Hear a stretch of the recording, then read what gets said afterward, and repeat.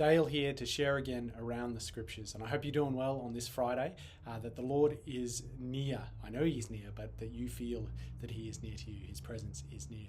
That's what we talked about in previous weeks. We talked about how near He is to us. And I want to jump back in time now. We were in Acts 17. Now we're going to go back to Acts 3. And we were at Acts 3 on Sunday. I know it's a bit of a jump. We're going around the place, but we're still in the book of Acts. And the book of Acts, chapter 3, and it is verse 12. It says, "And when Peter saw it, he addressed the people, 'Men of Israel, why do you wonder at this? Or why do you stare at us as though by our own power or piety we made him walk?'" So for those who know the start of chapter 3 of the book of Acts, the lame beggar at the gate beautiful is healed.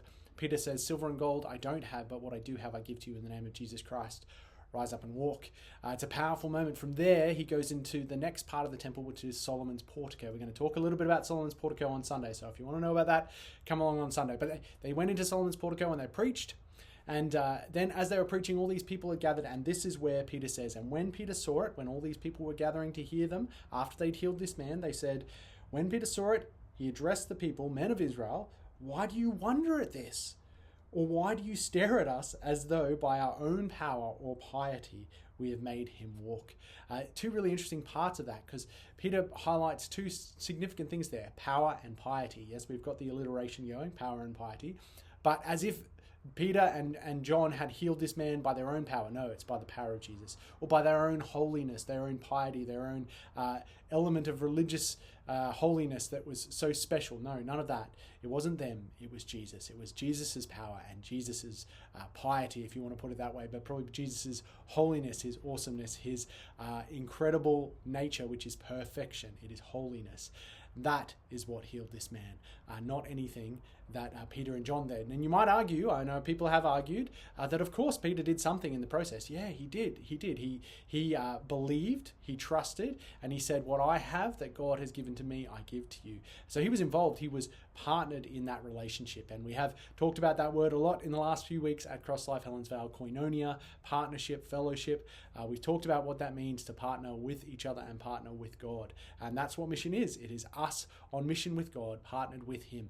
And silver and gold we might not have, or we may have, and we should give that as well. Silver and gold we may not have, but what we do have, we have Jesus, the power of Jesus, and the name of Jesus is extremely powerful. We're going to talk about that as well, because it is in the name of Jesus that this man was healed. So that's enough for now. A little bit of a teaser, so you can come along on Sunday, this coming Sunday at Cross Life Helensvale at 9:30 a.m. for our morning service and spend some time in Acts chapter 4.